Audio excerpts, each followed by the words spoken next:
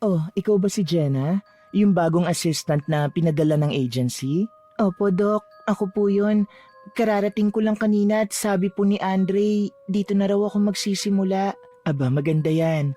Dapat simula pa lang alam mo na agad kung sino ang boss dito, ha? Hindi uso ang tanong-tanong. Basta sundin mo lang ako, magaan ang trabaho mo rito. Sige po, Doc. Excited po ako matuto. Magaling. O sige, ayusin mo muna itong mga reseta sa lamesa, ha? Huwag mong babasahin, ha? Ako lang at si Andrea nakakaintindi niyan. Kaya kahit basahin mo naman, hindi mo rin maiintindihan. Sige po, Doc. Mainit na hapon yon at unang araw ni Jenna sa klinika ni Doktora Celeste. Maliit lang ang lugar ngunit halatang pinaglalaanan ng pera. May aircon, mabango at punong-puno ng pasyente. Sa labas pa lang ay may karatula na ng pangalan ng doktora. Si Doktora Celeste, kilalang pangalan sa bayan. Siya lang ang doktor doon kaya lahat ng tao ay umaasa sa kanya. Habang inaayos ni Jenna ang mga papel, napansin niya na may mga presyo sa gilid ng bawat reseta. May tatak pa ng butika sa tabi ng klinik. Oh, Jenna, huwag mong iwawala ang mga papel na yan, ha? Diyan nakasalalay ang kabuhayan natin. Opo, Doc. Pero, Doc, bakit po may presyo agad sa mga reseta? Para mabilis. Para pagpunta ng pasyente sa butika, alam na agad kung magkano. Sistema ko yan. Efficient. Sige po. Huwag ka na rin masyado matanong, ha? Baka malito ka lang. Habang tuloy sa trabaho ay naririnig ni Jenna ang bawat tawag ng pangalan ng pasyente. Si Doktora Celeste ay palangiti, ngunit magaling magsalita. Parang lahat ng sinasabi niya ay totoo na walang pag-aalinlangan at walang takot, subalit may kakaiba. Parang sobra-sobra ang mga gamot na nirereseta niya, kahit simpleng sakit lamang. Dok, inuubo ako at ang hapdi ng lalamunan ko. Ay nako, hindi lang yan basta ubo. Nakikita ko rito sa mata mo, may infection ka na. Delikado to pag pinabayaan. Ganon po ba? Oo. Eto, 3 klase ng gamot ang iinumin mo. Antibiotic, vitamins tsaka pampalakas ng baga. Dito mo lang bibilin yan, ha? Sa butika ko lang available. Magkano po, Dok? Mga 2,000 lang naman. 3 araw lang gagaling ka na. Ay, ang mahal naman po, Dok. Wala po akong ganyang kalaking pera. Nay, kung gusto niyong gumaling, sundin niyo ko. Ako ang doktor kaya alam ko kung gaano kaseryoso ang lagay ninyo. Tahimik lamang si Jenna. Hindi siya makapaniwala sa presyong 2,000 para sa ubo. Napatingin siya kay Andre ngunit parang normal lang yun dito. Nang abutin niya ang reseta sa butika, mabilis na kinuha ng tindera ang mga gamot na parang kabisado na nila ang lahat ng sulat ng doktora. Parang may lihim na koneksyon. Habang tinitingnan niya ang matandang pasyenteng nagbabayad, may kirot sa dibdib ni Jenna. Parang may mali, subalit pinili niya na lang manahimik. Jenna, yung pangalan ng matanda isulat mo sa listahan. Lagyan mo ng note, severe throat infection. Dok, parang simpleng ubulong naman po talaga yun Ay nako, huwag ka na mag-analyze. Ako ang doktor dito. Kung ano ang sinabi ko, yun ang tama. Opo, Dok. At tandaan mo, huwag kang magkukwento sa pasyente tungkol sa presyo. Hindi mo trabaho yun. Lumipas ang 3 araw, unti-unti nang nauunawaan ni Jenna kung anong klase ng trabaho ang pinasok niya. Halos lahat ng pasyente ay ginagawang malala ang sakit. May bata, lagnat lang ngunit binigyan ng 5 gamot. May buntis, normal na check-up lang, subalit inabutan ng vitamins na triple ang presyo. Si Doktora Celeste ay sanay ngumiti at magsalita ng maganda. Ngunit halata sa tono ng boses niya na lahat ay business. Mas maraming gamot, mas mabuti. Yun ang lagi niyang sinasabi. Dok, parang madalas po tayo magbigay ng antibiotic kahit simpleng sakit lang. Ano naman, prevention yan para siguradong gagaling. Pero Dok, sa Maynila po, hindi daw dapat basta nagbibigay ng antibiotic kung hindi kailangan. Jenna, wag mo kong turuan ha. Dito sa probinsya, iba ang kalakaran. Gusto mo bang matanggal agad? Hindi po. Pasensya na po. Ayan. Mabuti pa ayusin mo yung stock sa butika. Paglabas ni Jenna ng klinik, nakita niyang mahaba na naman ang pila sa butika. Halos lahat ng pasyente ay galing sa kanila. May mga nanay na nagbubuntong hininga, may mga lolo at lola na nagbibilang ng pera. Narinig pa niyang may isa nang nagsabing para lang sa sipon 3,000 agad. Hindi niya mapigilang maawa. Ngunit pagbalik niya sa loob ay nakangiti lang si doktora at nag-aabot ng reseta na parang walang naririnig. Uy Jenna, seryoso mo yata nitong mga nakaraang araw. Wala. Medyo naninibago lang siguro. Ganun talaga. Si doktora kasi business-minded. Basta hindi ka makikialam, okay ka rito. Pero Andre, parang sobra naman. Hindi ba siya nakukonsensya? Una, oo. Pero pagtagal masasanay ka rin naman. Ganun lang? Sanay na lang? Oo. Dito kasi, kung gusto mong tumagal, pikit mata ka na lang. Kinabukasan, dumating ang isang magsasaka. Pawisan at putik-putik ang pantalon na may dalang supot ng gulay. Pambayad daw sa konsulta. Tinanggap naman ni doktora ngunit may ngiti sa labi na halatang peke. Habang chinecheck ang lalaki ay nakita ni Jenna na simpleng lagnat lang. Ngunit biglang seryoso ang mukha ni doktora. Ay, grabe to. Baka may infection ka na sa dugo. Delikado to. Ha? Lagnat lang po ito, Dok. Hindi. Kailangan 3 injection, 2 antibiotic at vitamins. Dok, wala na po akong pera. Paano yan? Baka bukas hindi ka na magising. Ay, wag naman po. Dok, baka po pwedeng kalahati muna. Hindi pwede. Pag tinipid mo yan, lalong lalala. Gusto mo bang iwanan ang pamilya mo? Halos mapayuko si Jenna sa hiya. Nakita niyang nanginginig ang kamay ng magsasaka habang binibilang ang perang halatang para sa pagkain sana. Ang asawa ay umiiyak habang bumibili ng gamot. Pagkaalis ng mag-asawa, hindi na nakapagpigil si Jenna at lumapit siya sa mesa ni doktora. Dok, sigurado po ba kayong may infection sa dugo yung lalaki? Parang simpleng lagnat lang po talaga Ano ba, Jenna? Hindi mo ba alam, maraming sakit ang nagsisimula sa lagnat. Kaya kailangan maagapan. Pero Dok... Tama na! Huwag ka nga makulit. Ako ang may lisensya rito, hindi ikaw. Pag-uwi ni Jenna ay hindi siya mapakali. Naiisip pa rin niya ang mukha ng mag-asawang halos maiyak sa presyo ng gamot. Paulit-ulit niyang naririnig sa isip ang tinig ni doktora na matinis, matapang, subalit puno ng kasinungalingan. Doon niya unang naramdaman ang matinding pagdududa. Hindi ito pagod lang. Hindi ito simpleng sistema ng probinsya. Ito ay panlilinlang na ginawang negosyo at si Doktora Celeste ang nasa gitna nito. Nang sumunod na araw, abala na naman sa klinika si Jenna. Maaga siyang pumasok dahil gusto niyang ayusin lahat bago dumating si Doktora Celeste.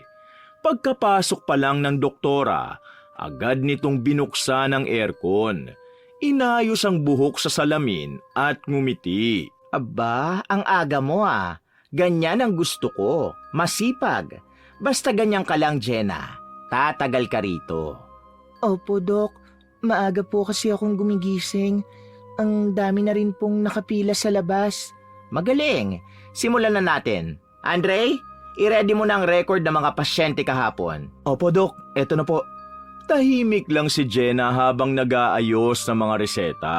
Ngunit habang nakikinig siya kay doktora, ramdam niyang parang script lang ang bawat salita nito. Nakangiti, magiliw, subalit sa likod ng bawat ngiti ay may halong pagkukunwari. Maya-maya ay pumasok ang isang babae na may dalang batang lalaking maputla. Nanginginig ito at parang nahihirapang huminga. Agad na tumayo si Jenna at inalalaya ng mag-ina.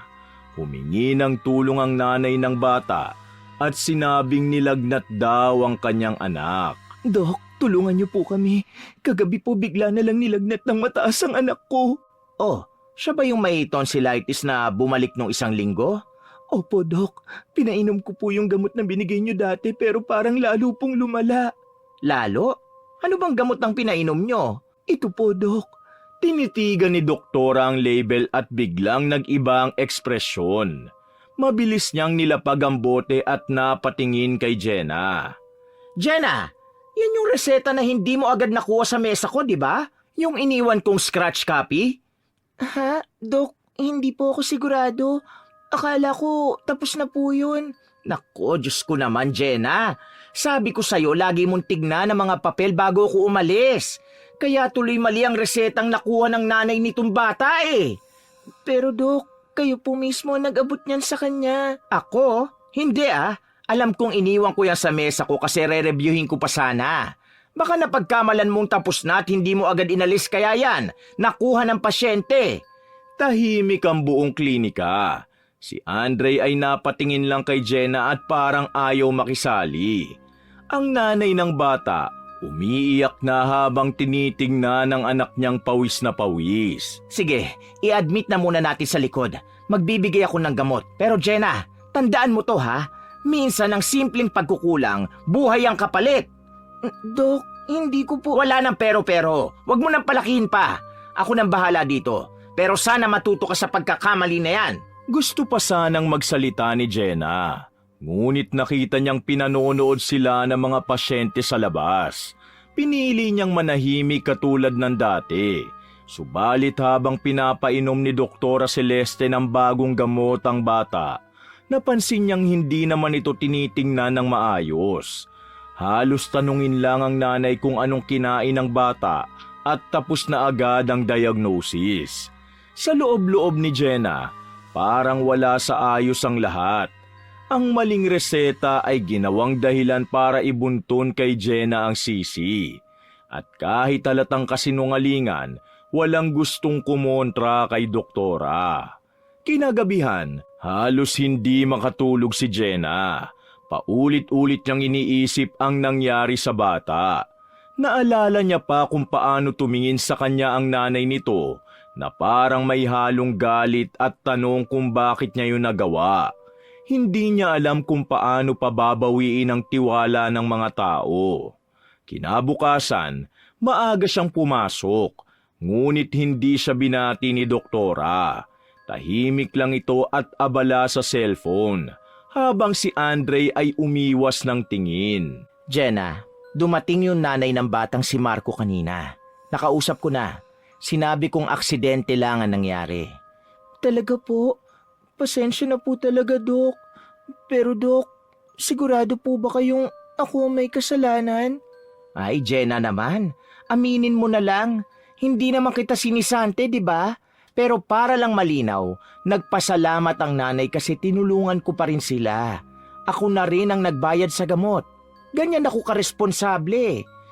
Pero Dok, kayo po yung may hawak ng reseta. Aba Jenna, parang sinasabi mo pang ako may kasalanan ha?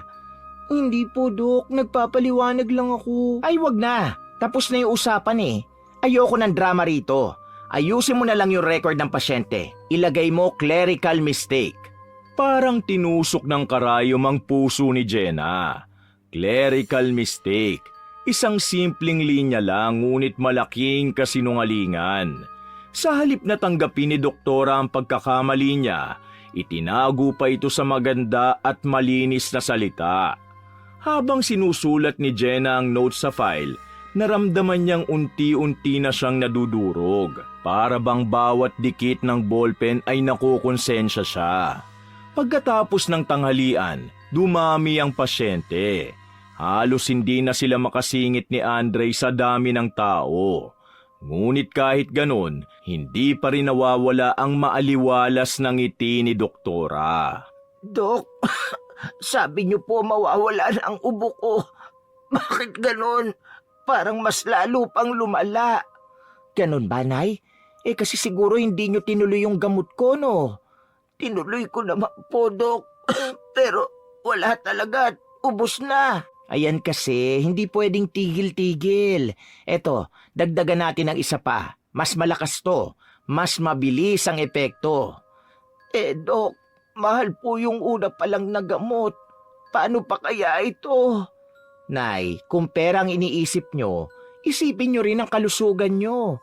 Baka hindi nyo na ma-enjoy yung pera nyo kung mawala kayo. Ramdam ni Jenna ang pamimilit sa tono ni Doktora. Hindi ito payo kundi utos. Lahat ng lumalabas sa bibig niya ay may kapalit na bayad. Nang umalis na ang matanda, nakita niyang muling inilista ni Doktora ang pangalan nito sa notebook na may column ng sales. Napalunok si Jenna. Hindi na ito tungkol sa paggamot kundi negosyo talaga. Uy, Jenna, huwag ka masyadong seryoso dyan. Normal lang to. Normal? Kahit halos mamatay na yung bata tapos ako ang sinisi. Jenna, tumahimik ka na lang.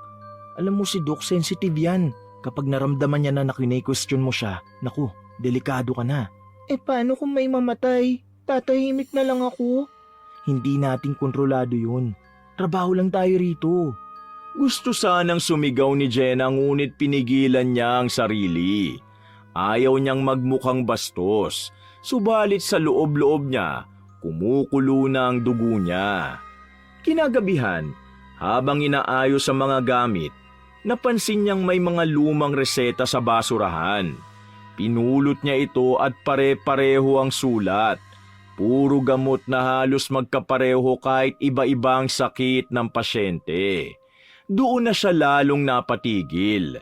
Lahat pare-pareho, lahat ginagawang malala. Lumabas siya sa klinik at huminga ng malalim. Sa labas, madilim na ngunit kita pa rin niya ang ilaw ng butika. May pila pa rin ang mga pasyente. Lahat umaasang gagaling. Hindi niya na alam kung matatawa siya o maiiyak.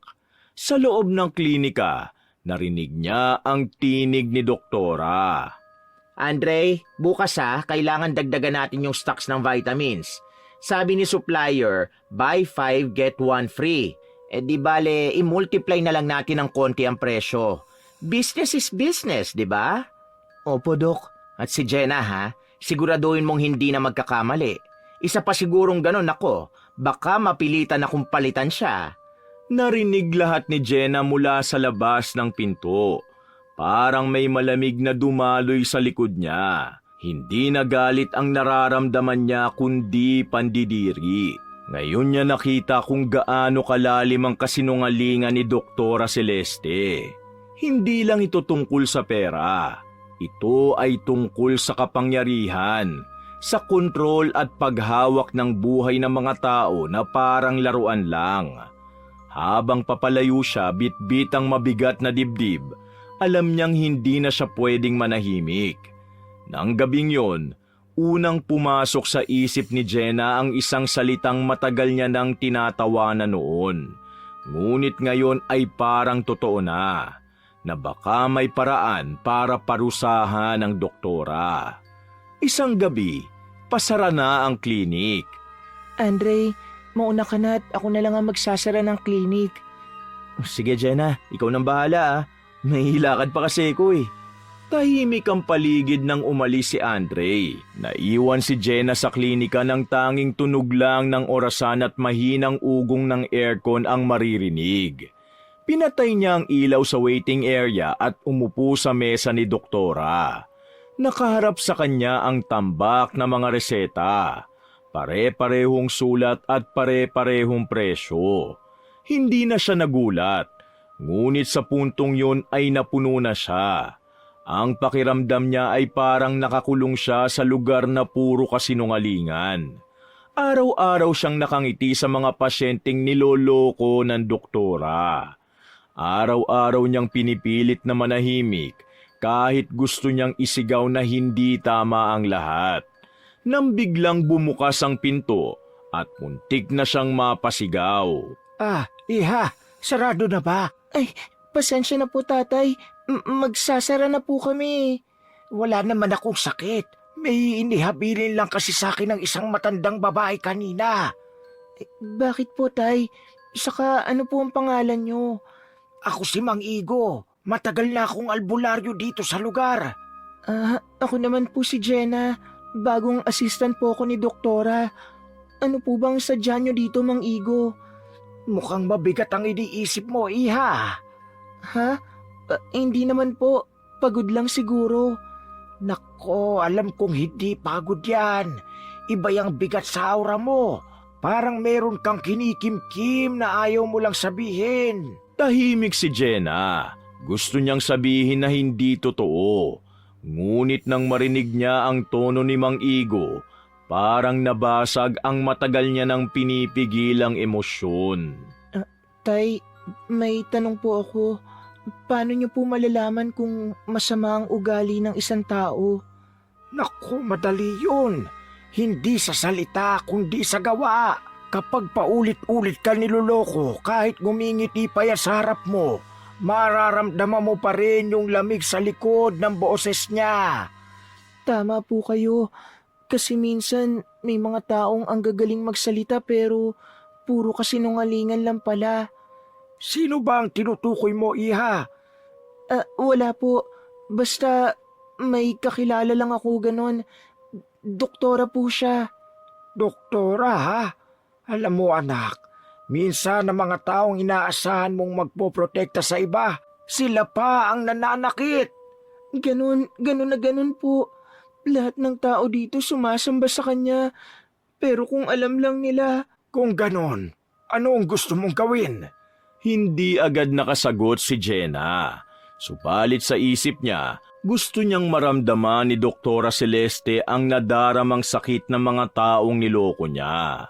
Gusto niyang matutunan ng doktora na hindi lahat nabibili ng pera. Tay, may paraan po ba para maturuan ng leksyon ng ganon? Hindi naman masyadong masama pero yung maramdaman niya lang sana yung ginagawa niya sa iba. May paraan, oo. Pero hindi basta-basta. Dapat malinaw ang dahilan at hindi pwedeng sa galit lang. Gusto ko lang po ng hustisya. Kung ganon, dali mo sa akin bukas ang isang bagay na laging ginagamit ng taong yun. Maari natin siyang turuan ng leksyon sa pamamagitan ng kulam. Pero siguraduhin mong kusa mong nakuha at hindi ninakaw. Nasa dulo lang nitong baryo ang bahay ko. Tumango si Jenna, ngunit nagduda rin siya. Hindi siya naniniwala sa kulam noon. Subalit ngayon, parang wala na siyang ibang mahawakan. Kinabukasan, pagpasok niya sa klinika ay maagang dumating si Doktora. Nakaupo ito sa swivel chair at nag-aayos ng buhok sa salamin at ngumunguya ng bubble gum. Jenna, yung bagong delivery ng vitamins pakibuhat sa likod. At pakikuha na rin yung lumang stethoscope ko sa drawer at itapo na lang. Opo, Doc. Habang hawak niya ang stethoscope, parang may pumasok sa isip niya na marahil ito na ang bagay na kailangan ni Mang Igo. Pinagmasdan niya ang lumang stethoscope. May gasgas at may ukit ng pangalan ni Doktora sa gilid. Pag-uwi niya ng hapon, dumiretso siya sa bahay ni Mang Igo. Madilim na ngunit bukas pa ang ilaw sa labas ng kubo. May mga halamang nakasabit at may mga bote at dahon sa mesa. Dumating ka rin. May dala ka ba? Heto po ang dala ko, Mang Igo. Stethoscope niya po ito. Malakas ang enerhiya ng bagay na to. Lalo pa kung matagal niya na itong gamit. Mang Igo, sigurado po ba kayo sa gagawin natin? Walang pilitan, iha. Pero tandaan mo, kung sinungaling siya, babalik sa kanya ang bawat kasinungalingan. Iyon lang po ang gusto ko. Sige, hawakan mo ang dahon na to at sabayan mo ko. Ipinikit ni Jenna ang mga mata niya. Ramdam niya ang malamig na hangin sa paligid. Habang bumibigkas sa mga salitang hindi niya maintindihan si Mang Igo, parang unti-unting humigpit ang hawak niya sa dahon. Sa loob-loob niya, may halong takot at kagaangan. Hindi niya alam kung anong mangyayari, subalit sigurado siyang hindi na siya mananahimik. Kinabukasan, pagpasok niya sa klinika, tahimik si Doktora Celeste. Hindi ito nagsasalita at parang hindi mapakali. Jenna, hanapin mo nga uli yung huling record ko kahapon. Opo, Dok. Habang naghahanap si Jenna ng papel, narinig niya ang boses ni Doktora na parang nabubulol. Jenna, pakikuha nga yung... Biglang natigilan ng Doktora. Napahawak sa lalamunan niya. Aray, bakit parang sakit ng dila ko? Dok, okay lang po kayo? Hindi ko alam, parang tuwag nagsasalita ako ang hapde. Saka ang bigat din ng ulo ko. Habang tinitignan ni Jenna si Doktora, napansin niya na tuwing nagsasalita ito ay biglang nahihinto. Natahimik siya, hindi siya makapaniwala. Ngunit sa kabila ng takot, may bahagyang tuwa siyang nararamdaman. Baka allergy lang yan, Dok. Hindi, parang may kakaiba. Dok, baka kailangan niyo pong magpahinga muna. Hindi, kaya ko to. Ngunit habang tumatagal, lalong nahihirapang magsalita si Doktora Celeste. Kapag nagsisinungaling siya tungkol sa reseta o presyo, bigla na lang siyang nauutal at namimilipit sa sakit. Nang may pasyenteng nagtanong kung magkano ang gamot, napangiwi ito. Hindi siya makapagsinungaling. Si Jenna ay napatingin kay Andre. Pareho silang natulala. Mula noon ay parang nagbago ang lahat. Si Doktora Celeste ay naging tahimik. Hindi na siya makapagsinungaling nang hindi nasasaktan. Habang tinitingnan ni Jenna ang doktora, naramdaman niyang unti-unting gumagaang ang dibdib niya. Subalit kasabay nito, ang takot na baka sumobra. Hindi niya alam kung hanggang saan naabot ang epekto ng ginawa nila ni Mang Ingo. Nang sumunod na araw, maaga ring pumasok si Doktora Celeste. Nakaayos pa rin siya, nakapustura ngunit baka sa mukha niya ang pagod. Tahimik lang siyang naglalakad papunta sa loob ng klinika habang si Jenna ay abala sa pag-aayos ng mesa.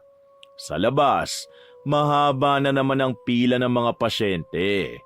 May mga bata, matatanda, buntis at lahat naghihintay na mabigyan ng reseta. Ngunit sa araw na yun, kakaibang pakiramdam sa paligid. Parang may mabigat na hangin na bumabalot sa klinika. Jenna, wag mo muna silang papasukin. Opo, Dok. Pero ang dami na pong naghihintay sa labas. Sadali lang. Gusto ko munang maupo. Umupo siya sa swivel chair, pinisilang sentido at napabuntong hininga. Hindi niya alam kung bakit parang may kakaiba sa katawan niya. Kanina pa siya parang naiirita sa loob ng bibig niya. Nang subukan niyang magsalita, parang may matigas na humaharang sa dila niya. Tahimik lang si Jenna habang pinapanood siya. Nilapitan niya si Doktora, ngunit agad siyang pinigilan ito. Wag mo na, parang ang sakit ng bibig ko. Nagsimulang mamula ang pisngi ni Doktora Celeste at napahawak siya sa panga. Nang ibuka niya ang bibig, bahagyang tumulo ang laway niya na kulay puti at parang may bahid na dilaw. Napangiwi si Jenna at umatras ng bahagya. Dok, baka kailangan niyo pong magpahinga. Hindi, kaya ko to. Baka singaw lang to. Ngunit hindi yun singaw. Ilang minuto lang ang lumipas lumaki palalo ang bukol sa dila ni Doktora Celeste. Halos hindi na siya makapagsalita. At sa tuwing pipilitin niyang magsalita, may lumalabas na mabahong laway mula sa kanyang bibig. Si Jenna ay napilitang magtakip ng mask. Si Andre naman nakararating lang ay natigilan sa nakita. Dok, ano po nangyayari sa inyo?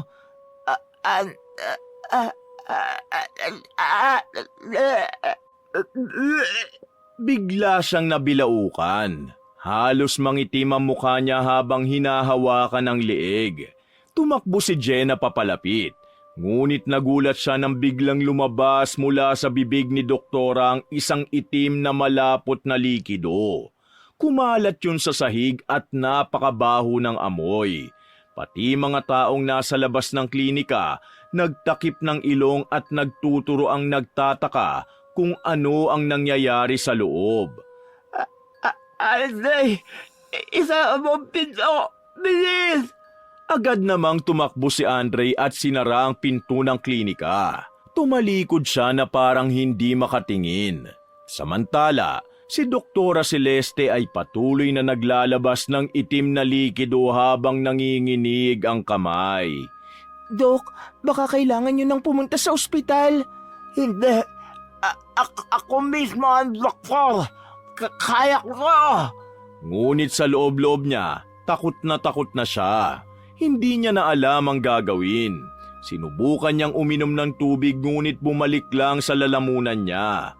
Ang mga mata niya ay puno ng luha habang hawak ang sariling bibig na halos mamagana. Habang pinapanood siya ni Jenna, hindi niya maipaliwanag kung ano ang nararamdaman. May halong awa, ngunit may bahagi rin sa kanya na nagsasabing yun na ang kabayaran ng lahat ng kasinungalingan ng doktora. Tumagal pa ng ilang minuto ang paghihirap ni Doktora Celeste bago siya tuluyang napaupo sa sahig. Umiiyak, pawis na pawis at nanginginig ang katawan. Jenna, tulungan mo ako. Hindi ko na alam ang nangyayari sa akin. Parang parusa to. Dok, kumalma lang po kayo. Hinga lang po kayo ng malalim. Baka ito na ang kaparusahan ng langit sa akin. Sa mga kasinungalingan ko. Sa mga taong niloko ko. Sa lahat ng maling ginawa ko. Napaiyak si Jenna sa mga narinig niya. Lumapit siya at inalalayan ng doktora kahit na ang baho ng paligid ay halos hindi niya na matiis. Dok, hindi pa naman po huli ang lahat. Jenna, patawaan mo ako. Hindi ko nagkamali noon. Ako ang nagbigay ng maling reseta. Takot lang ako masaywa ang pangalan ko. Niloko ko ang lahat, pati sarili ko. Patawaan mo ako, Jenna! Lumuhod si doktora sa harap ni Jenna. Nanginginig pa rin habang patuloy na tumutulo ang mabahong likido mula sa kanyang bibig. Tinulungan siya ni Jenna na makatayo at pinaupo sa gilid ng kama sa likod ng klinika. Matagal ko pong hinintay na marinig yan, Dok. Pero hindi ko rin kayang manood lang habang nasasaktan kayo. Pinapatawad ko na kayo. Salamat. Salamat, Jenna. Hindi ko alam kung anong pumasok sa isip ko noon. Akala ko pera at reputasyon lang ang kailangan ko para maging masaya. Pero hindi pala. Nakakasakot pala ang mabuhay sa kasinungalingan. Tahimik silang dalawa habang si Andre nakatayo lang sa may pinto. Hindi alam kung lalapit o lalabas. Ramdam niya rin ang bigat ng sitwasyon.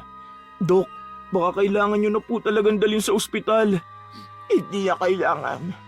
Ramdam kong mawawala rin po.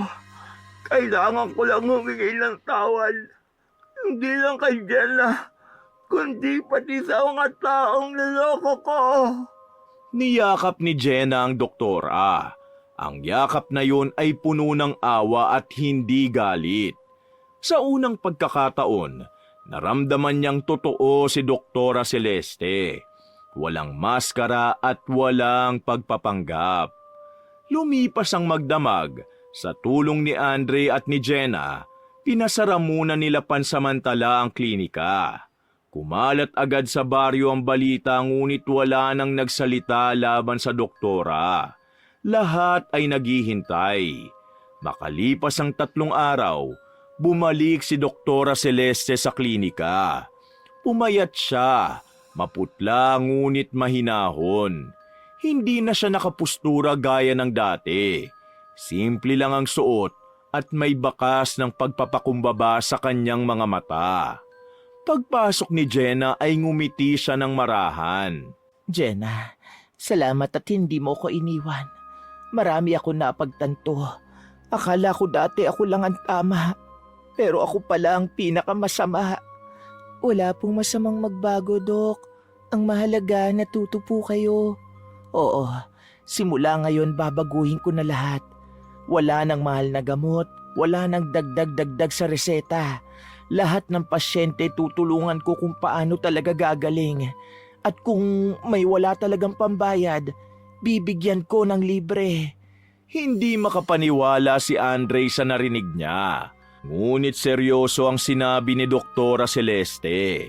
Hindi na ito ang mapagkunwari at mapagmataas na babaeng kilala nila noon. Makalipas ang ilang araw, muling binuksan ang klinika. Ngayon, hindi na ito mukhang negosyo. May libreng check-up tuwing umaga, may gamot na libre para sa mga bata at matatanda, at ang mga pasyente ay lumalabas na may ngiti at hindi na takot. Tahimik lang si Jenna sa gilid at pinagmamasdan ang pagbabagong yun. Para bang unti-unting bumabalik ang kabutihan sa lugar na dati ay puro kasinungalingan. Isang hapon, dumating si Mang Igo. Nakasuot ng puting kamiseta at bitbit ang maliit na basket na mga dahon. Pumasok siya sa klinika at ngumiti kay Jenna. Magandang hapon, Iha. Mukhang maganda na ang pamamalakad dito ah. Opo, Mang Igo. Ang daming nagbago. Si Doktora, ibang-iba na po. Ganun talaga. Minsan kailangan lang maranasan ang sakit para maintindihan ang halaga ng kabutihan. Lumabas si Doktora Celeste mula sa likod at napatingin kay Mang Igo. Parang may pagkakakilanlan sa mga mata nila, ngunit walang binanggit ang matanda. Tumangulang siya at umalis.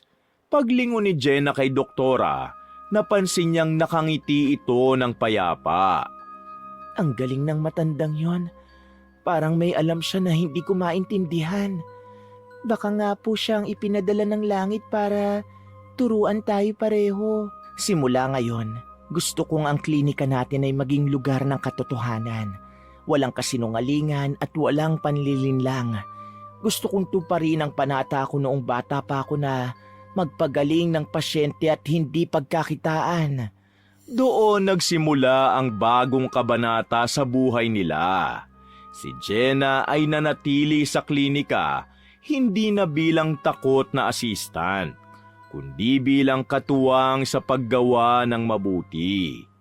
Si Doktora Celeste naman, muling itinayo ang tiwala ng mga tao. Sa bawat ngiti niya ay totoo na. Wala nang kasinungalingan, wala nang pagpapanggap. Sa bawat reseta ay may kabutihang kasama. Sa huli, natutunan nilang pareho ang pinakamahalagang aral, na ang kasinungalingan ay kayang magpagaling sa isang imahe, ngunit kayang pumatay ng pagkatao. At minsan, kailangang dumanas ng sakit at paghihirap upang gumaling ang ating kaluluwa. Ang kasinungalingan, gaano man ito kaliit, ay may kabayaran at kaparusahan. Ngunit ang kapatawaran at pagbabago ay laging may puwang basta't handang aminin ang pagkakamali at itama ito. At kapag nagawa mo ito, magiging magaang ang pasok ng lahat sa iyo. magiging payapa ang buhay mo at higit sa lahat, babalik ang tiwala ng lahat ng taong nakapaligid sa iyo. Waka!